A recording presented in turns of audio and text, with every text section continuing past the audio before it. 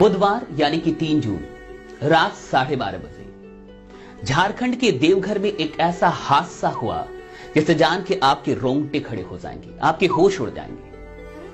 पिता गोपाल प्रसाद अगली सुबह यानी कि बृहस्पतिवार 4 जून को जब वो सुबह में उठ के और चाय की दुकान पे गए और चाय पी के अखबार लेके घर लौटे तो उन्होंने सोचा कि ऊपर वाले कमरे में जाके क्यों ना पत्नी, बेटे और बेटी को जगा दे।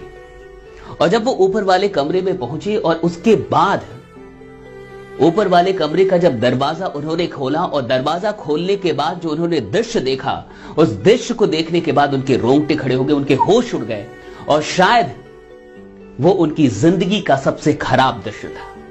क्या हुआ मैं आपको आगे बताने वाला हूं, लेकिन उससे पहले आपसे एक वादा चाहता हूं कि आप इस वीडियो को देखने के बाद अगर आपको ये वीडियो अच्छी लगे, अगर आपको ये लगे कि इस वीडियो में बाकी कुछ ऐसा है जो हिंदुस्तान के हर एक परिवार तक पहुंचना चाहिए, तो मुझसे एक वादा कीजिए कि इस वीडियो को आप शेयर करेंगे।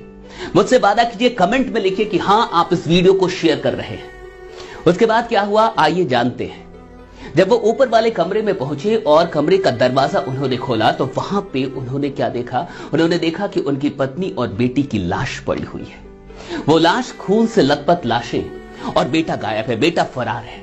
इसके बाद उन्होंने शोर मचाना शुरू किया और फिर लोग आए, पुलिस आई और पुलिस ने आके 6 घंटे में मामले को साफ कर दिया।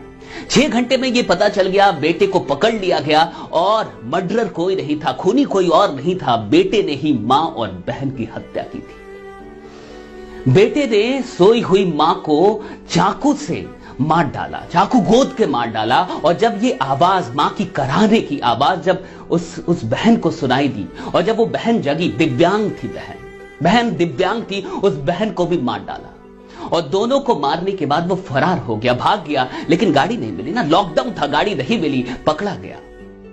उसने कबूल किया कि हां मैंने ही अपनी मां को मारा, मैंने ही अपनी बहन को मारा, लेकिन क्यों मारा? जब पुलिस ने उससे पूछा कि मारा क्यों, तो उसने कहा कि आर्थिक तंगी के चलते, लॉकडाउन के चलते घर में तंगी हो गई थी, पिताजी भी नहीं कमा पा रहे थे, पैसे नहीं थे, हर रोज कलह हो रही थी घर में, इसलिए मार डाला। आपको जान के हैरानी होगी कि 10 दिन से वो प्लान कर रहा था, 10 दिन से वो प्लान बना रहा था मर्डर करने का, 10 दिन से। और 4 दिन पहले उसने चाकू खरीद के लाया। वो 4 दिन पहले वो चाकू खरीद के लेके आता है और इन 10 दिनों तक यानी उसके पास कोई उम्मीद नहीं पहुंचती है। और इस 10 दिन के फ्रस्ट्रेशन में 10 दिन से वो प्लान कर रहा था, वो भी मां को मारने का। जरा सोच के देखिए, मां को मारना इतना आसान नहीं है, बहन को मारना इतना आसान नहीं है, और मां को मारने की प्लानिंग वो भी 10 दिनों से।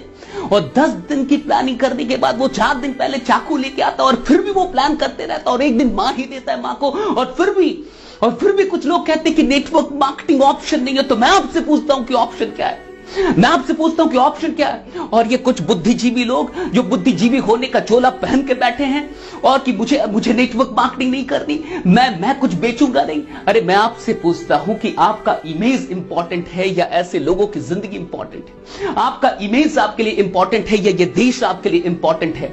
आप हो सकता है कि गवर्नमेंट जॉब में हो, आप हो सकता है कि टैलेंटेड हो, आप हो सकता है कि बिजनेस कर रहे हो, आप हो सकता है कि आपके घर में कोई तंगी ना हो सकता है कि आपके घर में कोई प्रॉब्लम ना हो, लेकिन मैंने कहा था ना, मैंने कई बार कहा, पिछली वीडियोस में भी कहा कि लॉकडाउन के बाद की दुनिया आसान नहीं होने वाली है, लॉकडाउन के बाद की जिंदगी आसान नहीं होने वाली है। जॉब पे जॉब जा रहे हैं, 14 करोड़ से अधिक लोगों की नौकरियां चल गई, लेकिन आपको क्या फर्क पड़ता है? आपको कोई फर्क नहीं पड़ता, क्योंकि आप तो सरकारी नौकर है ना, क्योंकि आपके पास तो सरकार की तनख्वाह आती है ना, क्योंकि आप तो सैलरी कमा रहे हैं ना, क्योंकि आपका तो कोई बिजनेस है ना, क्योंकि आपके पिताजी तो अमीर है ना। आपका क्या जाता है साहब?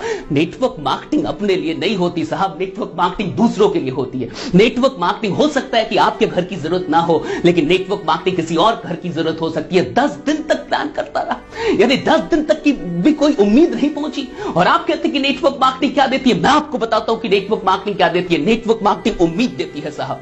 हर चीज की कोई कीमत होती है, लेकिन उम्मीद की कोई कीमत नहीं होती। वो मां बच सकती थी, वो बेटा जो आज मर्डरर हो गया, जो खूनी हो गया, वो खूनी नहीं होता। वो बहन बच सकती थी, कब? अगर उससे कोई उम्मीद मिल जाता।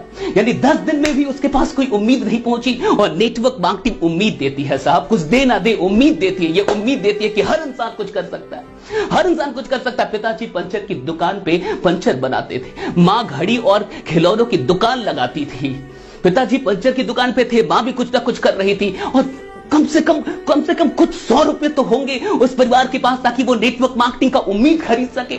आप प्रोडक्ट की बात करते हैं, आप उत्पादों की बात करते हैं, मैं उम्मीद की बात कर रहा हूं। नेटवर्क मार्केटर्स उम्मीद लेके चल रहे हैं और वो उम्मीद आपके पास लेके आ रहे हैं, लेकिन आप सिर्फ इमेज के चलते कि लोग मेरे बारे में कहेंगे कि ये भी फंसाने का काम कर रहा है, सिर्फ इस चीज के चलते मैं तो ऑफिसर हूं, मैं क्यों करूं, मैं तो टैलेंटेड इंसान हूं, मैं क्यों करूं, मैं तो किसी कंपनी का मैनेजर हूं, मैं क्यों करूं। अरे लानत है आप पे, लानत है आपकी बुद्धि पे और लानत है आपके दिल पे कि आपके दिल में आज भी अपनी छवि चल रही है, अपनी इमेज की चिंता है। यहां दुनिया में लोग मर रहे हैं, यहां भारत में लोग मर रहे हैं, न जाने कितने ऐसे परिवार हैं जहां उम्मीद नहीं है साहब। और एक बात याद रखिएगा, इस जिंदगी से सब कुछ छीन लिया जाए तो भी कोई फर्क नहीं पड़ता, अगर उम्मीद बाकी हो तो फिर से सब कुछ आ सकता है। और मैं चाहता हूं कि उम्मीद बाकी हो, और मैं चाहता हूं कि ये उम्मीद आप भी बांटे, और मैं चाहता हूं कि इस देश का हर एक नागरिक उम्मीदवान हो, हौसला ना टूटे।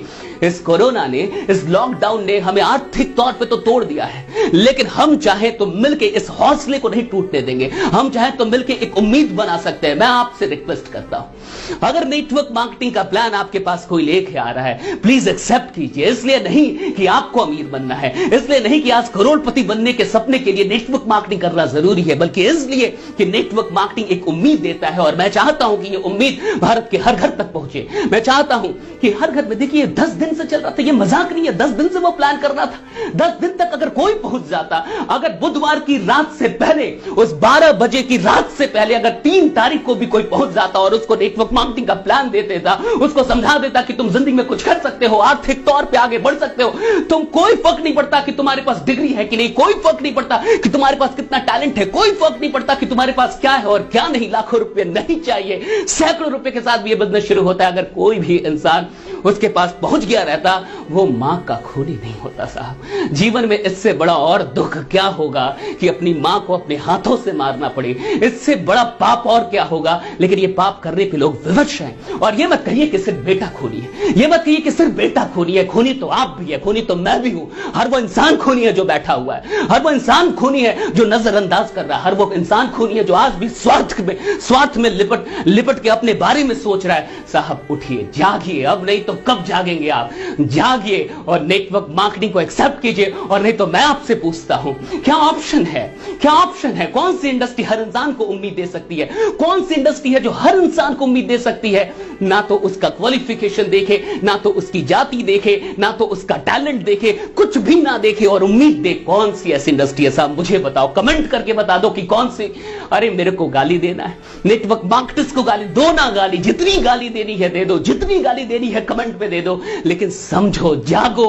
अगर अब भी नहीं जागोगे तो तुम भी हत्यारे हो साहब, क्योंकि वो लोग सिर्फ हत्यारे नहीं हैं जो हत्याएं कर रहे हैं, हत्यारे वो भी हैं जो उसको रोकने के लिए कुछ नहीं कर रहे हैं। उम्मीद का नाम है नेटवर्क मार्केटिंग, और अभी हमें उम्मीद चाहिए, अभी हर घर को उम्मीद चाहिए। मैंने ऐसे नहीं कहा कि इस वीडियो को शेयर कर दीजिएगा, मैंने ऐसे नहीं कहा कि देश के हर परिवार तक इस वीडियो को पहुंचा दीजिएगा, इसलिए नहीं कि मेरे सब्सक्राइबर बढ़ जाएंगे, इसलिए नहीं कि मेरे व्यूज बढ़ जाएंगे साहब, कोई फर्क नहीं पड़ता। पिछले 17 महीनों से बहुत प्यार दिया आप लोगों ने, बहुत अधिक प्यार दिया है, लाखों शेयर किया है, मुझे इसकी कोई चिंता नहीं है। मुझे चिंता है कि हर परिवार तक कहीं अगले परिवार में यही खबर ना पढ़ना पड़े, फिर अखबार जब मैं पलटूं और सुबह में कभी जागूं तो मुझे कोई इसी प्रकार का व्हाट्सएप ना भेजे, मुझे दुख ना हो। मैं नहीं चाहता कि भारत देश में फिर कोई ऐसी खबर आए, इस देश में कोई ऐसी खबर आए, मैं नहीं चाहता, मैं इसे रोकना चाहता हूं। अगर आप भी मेरे साथ रोकना चाहते हैं तो मेरा साथ दीजिए, इस वीडियो को पहुंचाइए। और प्लीज अगर आप नेटवर्क मार्केटिंग अभी तक ज्वाइन नहीं किए, प्लीज ज्वाइन कर लीजिए, प्लीज ज्वाइन कर लीजिए। अपने लिए नहीं साहब,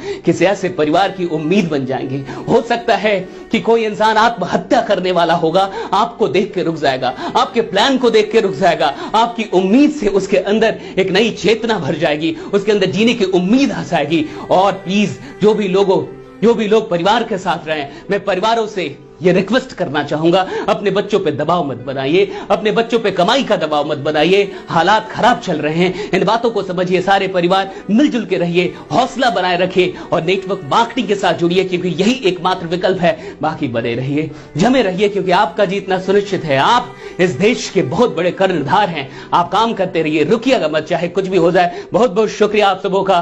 बहुत बहुत शुक्रिया। मैं नहीं चाहता कि फिर कोई न्यूज मुझे ऐसी मिले।